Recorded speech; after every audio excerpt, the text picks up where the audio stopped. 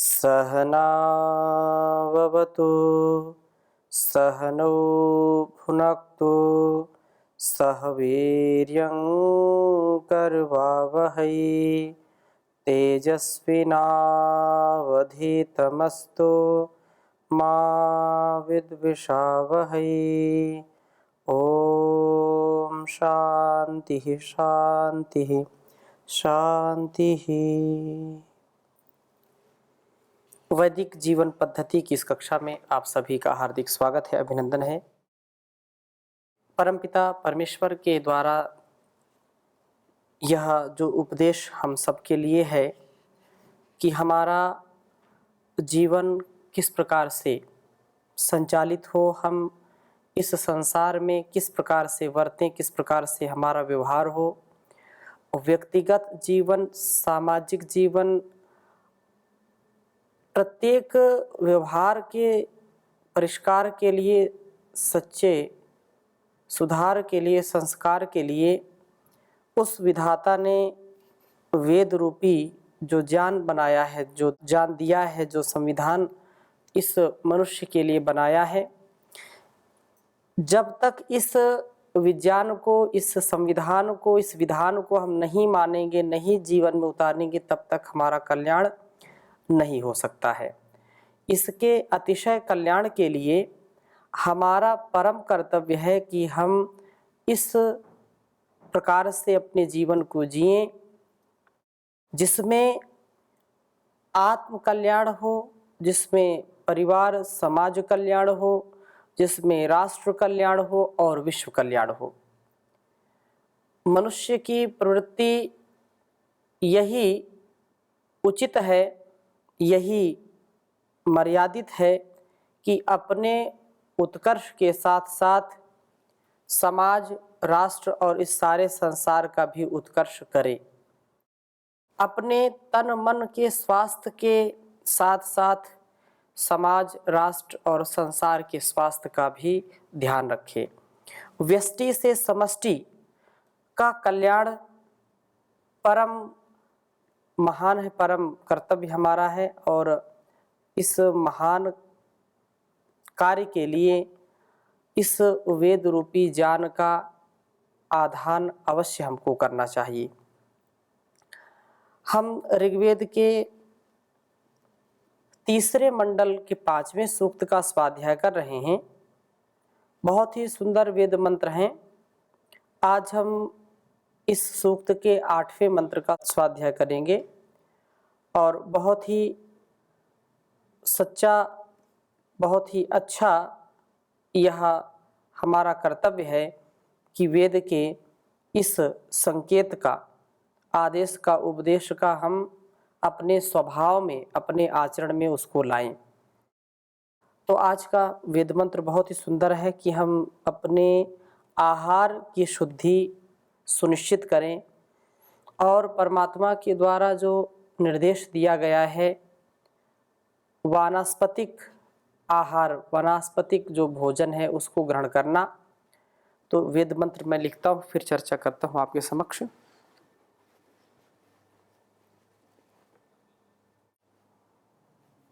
ओम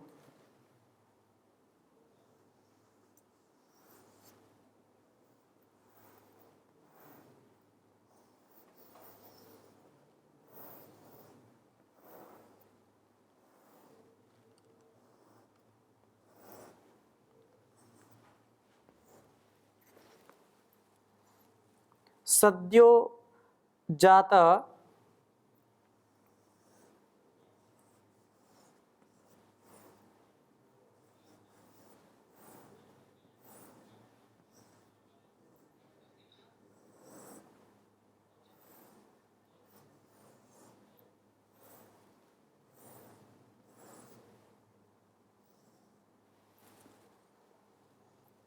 औषधिभिर्ववक्षे।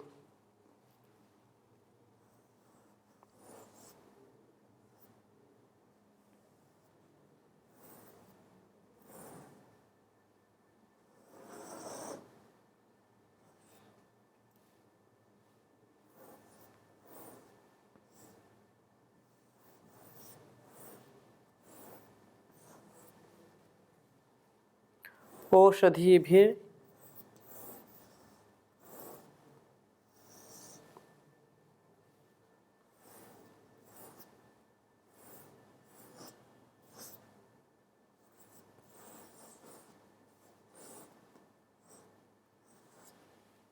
ओषधीभिर्ववक्षे यदि वर्धन्ति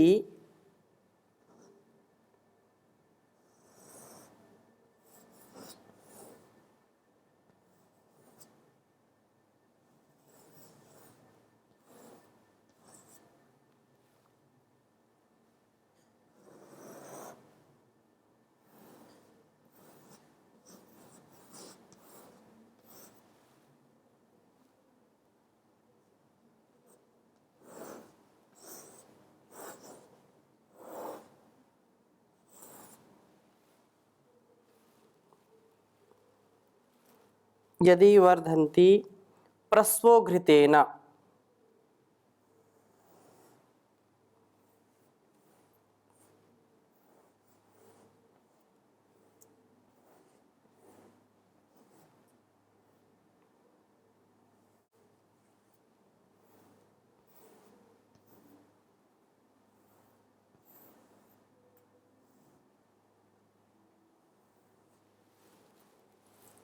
आप इव प्रवता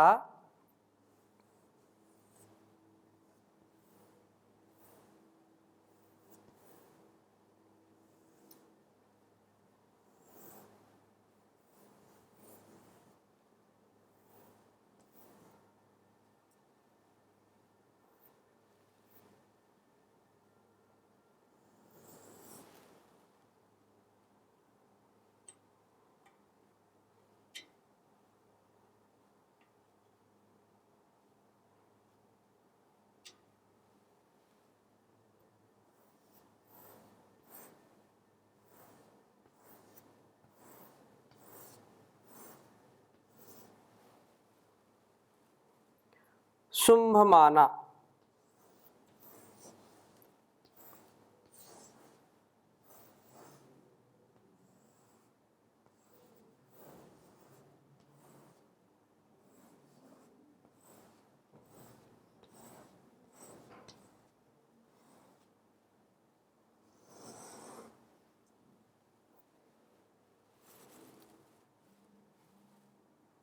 उरुष्यदग्निः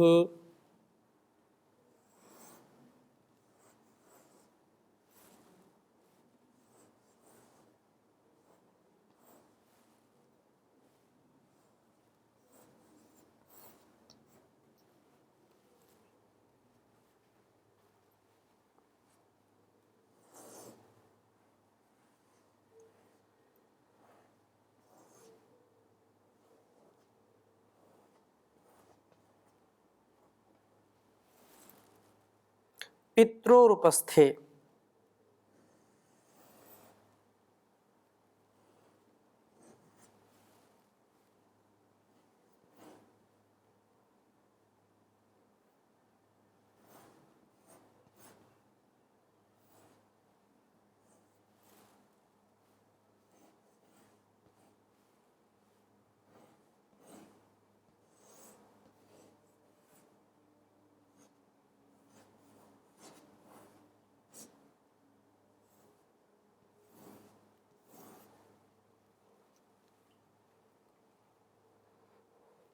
ऋग्वेद के तीसरे मंडल के 5वें सूक्त का यह 8वां मंत्र है।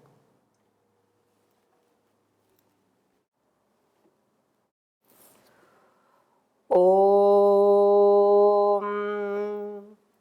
सद्यो जात ओषधीभिर्ववक्षे यदि वर्धन्ति प्रस्वघृतेन आप इव प्रवता शुंभमाना उरुष्यदग्निः पित्रोरुपस्थे। ओम सद्यो जात ओषधीभिर्ववक्षे यदि वर्धन्ति प्रस्वघृतेन आप इव प्रवता शुंभमाना उरुष्यदग्निः पित्रोरुपस्थे। बहुत ही सुंदर वेद मंत्र है। कहा है कि विद्यार्थी जब गुरु के निकट होता है, गुरु के समीप होता है, गुरुकुल में, आचार्य कुल में आचार्य के समीप रहता हुआ, विद्या अध्ययन की समाप्ति पर जिस दिन वह विद्या पूरी कर लेता है और अपने गृह को प्रस्थान करता है, लौटता है,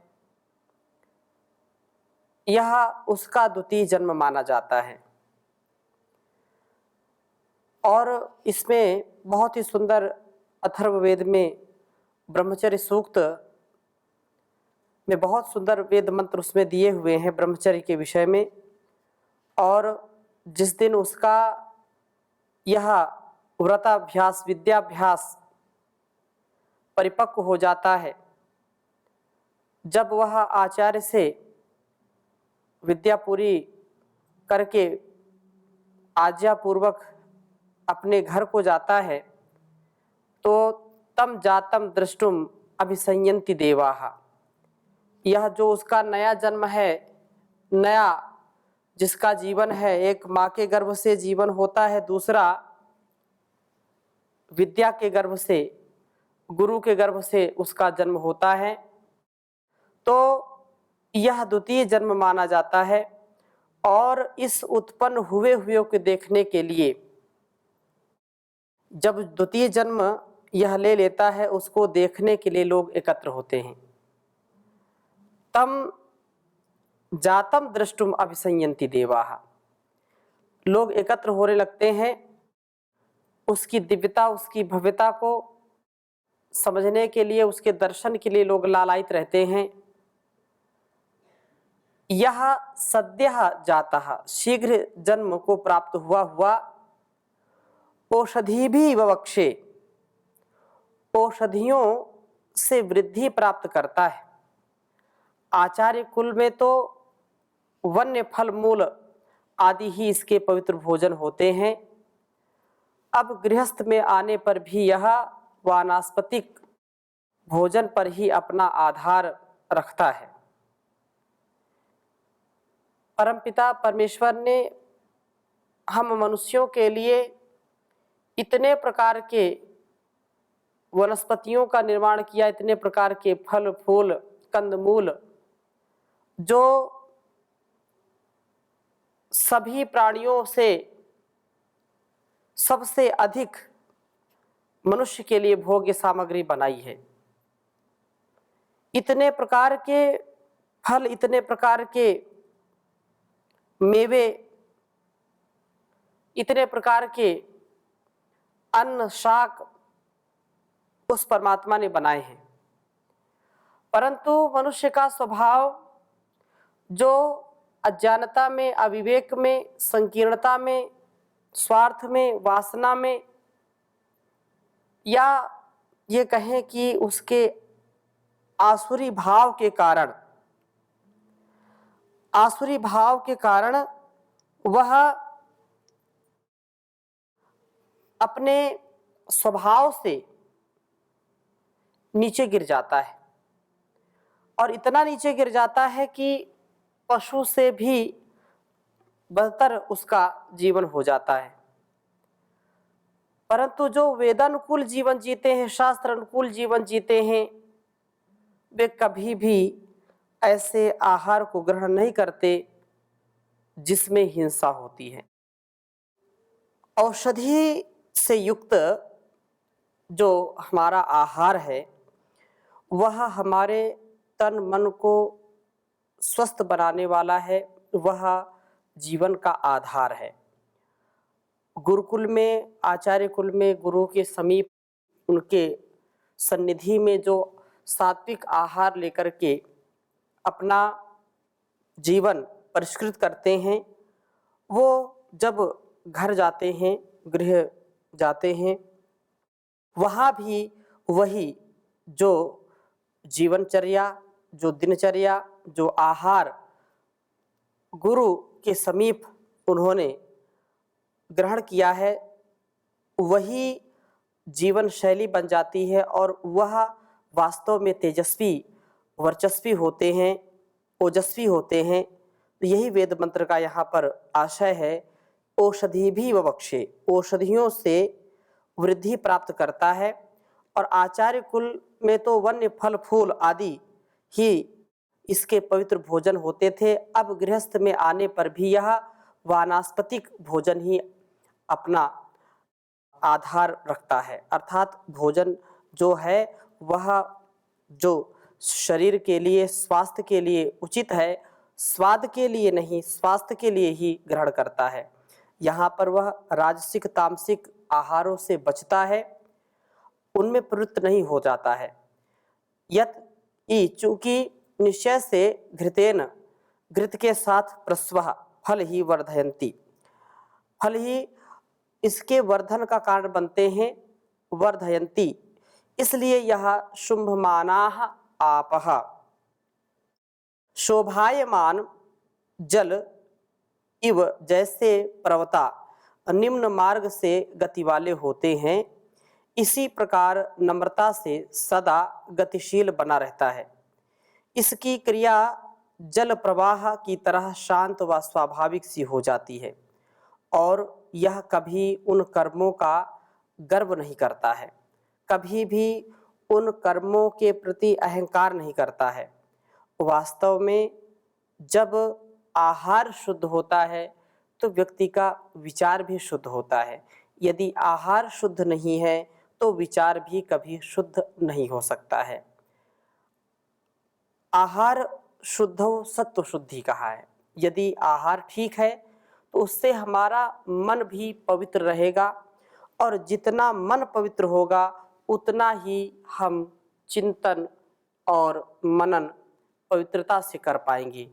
जब आहार दूषित होगा, आहार असंयमित अमर्यादित होगा, हम हिंसित आहार लेंगे, हिंसा किसी की करके आहार ग्रहण करेंगे, किसी का हक छीन करके, किसी का शोषण करके यदि हम कोई आहार ग्रहण करते हैं तो वह हमारे लिए कभी भी कल्याणकारी नहीं होता है।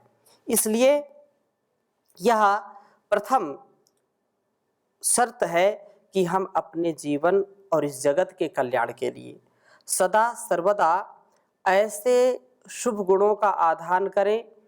जो भोजन भी हम ग्रहण करें तो भोजन पूर्ण सात्विक हो और घृत, दुग्ध, दधी, नवनीत, मक्खन आदि से युक्त भोजन करें, क्योंकि आयुर्वेद घृतम कहा है।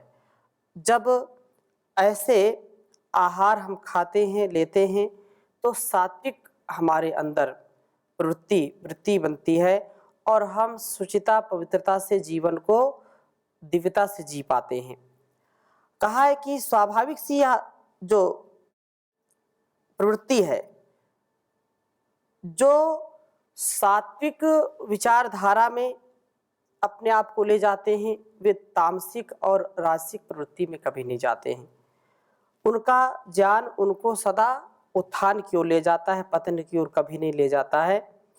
और कहा कि अग्नि ही प्रगतिशील जीव पित्रेह उपस्थे, द्युलोक व पृथ्वी लोक रूप पिता माता की गोद में पुरुषयत अपने को सुरक्षित रखता है। मस्तिष्क और शरीर में ब्रह्म व क्षत्र के ठीक विकास द्वारा यह जीवन को बड़ा सुंदर बना पाता है। माता पिता के समीप जब शिशु होता है, संतान होती है, तो कुचेष्टा से बचती है और गलत चेष्टाओं से बच करके वह अपनी सुरक्षा भी सुनिश्चित करता है। उसको यह ज्ञान होता है कि मेरे निकट मेरे माता पिता हैं और मुझको किसी प्रकार की कोई चिंता नहीं है। हम उस परम पिता परमेश्वर को सदा अपना परम पिता अनुभव करें, अर्थात हम लोक के संबंधों में उसको भूल जाते हैं। सबसे बड़ा जो हमारा हितैषी है, सबसे बड़ा जो हमारा कल्याण करने वाला है, सबसे बड़ा जो हर प्रकार से उन्नत जीवन देने वाला है, उत्साह देने वाला है, वह तो ईश्वर ही है। हमें अपना भोजन फल फूल घृत आदि शुद्ध वानस्पतिक पदार्थों को ही रखना चाहिए। इससे हमारे जीवन में नम्रता युक्त क्रियाशीलता बनी रहती है और ब्रह्म क्षत्र का ठीक ठीक विकास होकर के जीवन सुरक्षित रहता है। वासनाओं व रोगों के आक्रमण से हम बचे रहते हैं। हम कभी भी इनके शिकार नहीं होते हैं। हम कभी भी ऐसे आहार विचार व्यवहार को स्थान न दें अपने जीवन में जिससे हमारा पतन हो, जिससे हमारा अपकर्ष हो। क्योंकि एक छोटा सा भी कोई पदार्थ यदि हम गलत ले लेते हैं, गलत आहार का सेवन करते हैं, आहार में यद्यपि केवल अन्न ही नहीं है या केवल वनस्पतियां ही नहीं हैं, इन ज्ञानेंद्रियों के, इन कर्मेंद्रियों के जो कार्य हैं, इनसे जो हम ग्रहण करते हैं ज्ञानेंद्रियों से, वे आहार की ही श्रेणी में आते हैं।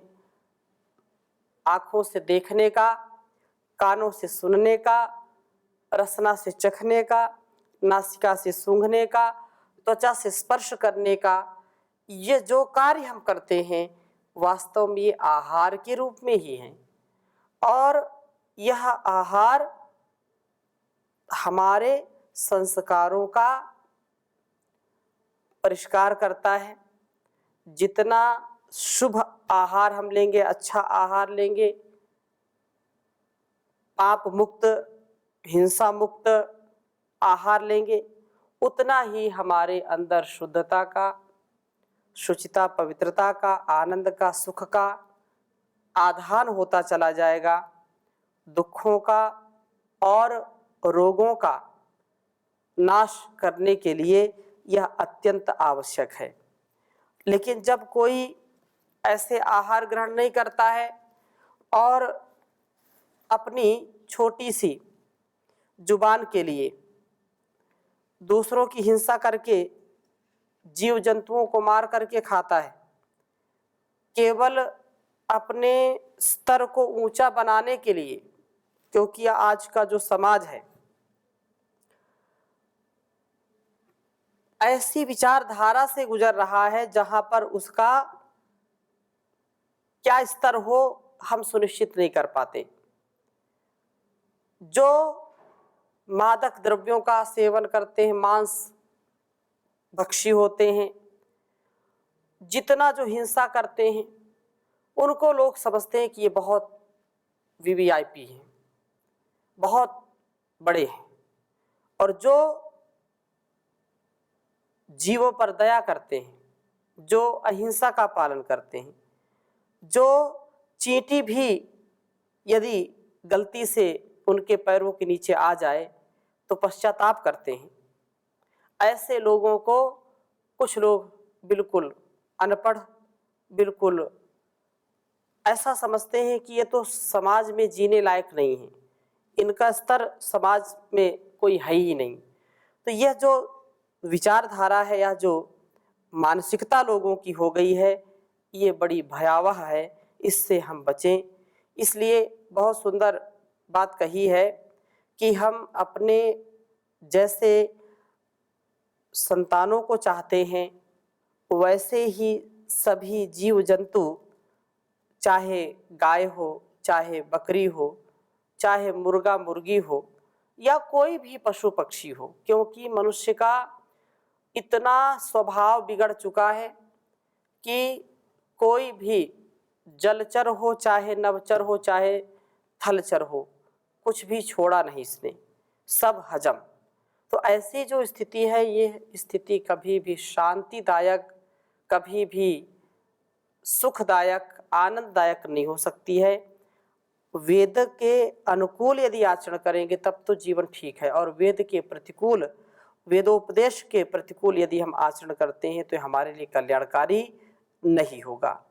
इसलिए कहा है देख बंदे तेरी है यही बंदगी, तू किसी जीव को भी सताया न कर, ना किसी पे जरा सी दया कर सके, तो जुल्म भी किसी पे तू ढाया ना कर। इन पशु पक्षियों को तू मारा न कर, मौत के घाट इनको उतारा न कर। अपनी 6 इंच लंबी जुबा के लिए बेजुबानों पे छुरियां चलाया न कर। इन बेचारों ने तेरा बिगाड़ा है क्या, कोई घर बार तोड़ा उजाड़ा है क्या। तू घड़ी 2 घड़ी की लहर के लिए इन गरीबों के खून से नहाया ना कर। निरपराधों को तकलीफ देता है क्यों, जिंदगी दे सके ना तो लेता है क्यों। जग में इनको भी जीने का अधिकार है, बेरहम इनका जीवन मिटाया न कर। जैसे बच्चे हैं सब लाडले आपके, छीन बच्चे किसी के पथिक मार कर।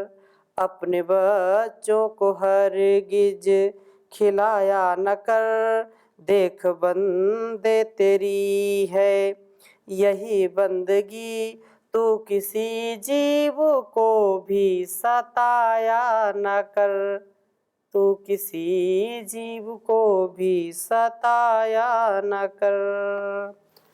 ओम शांति शांति शांति।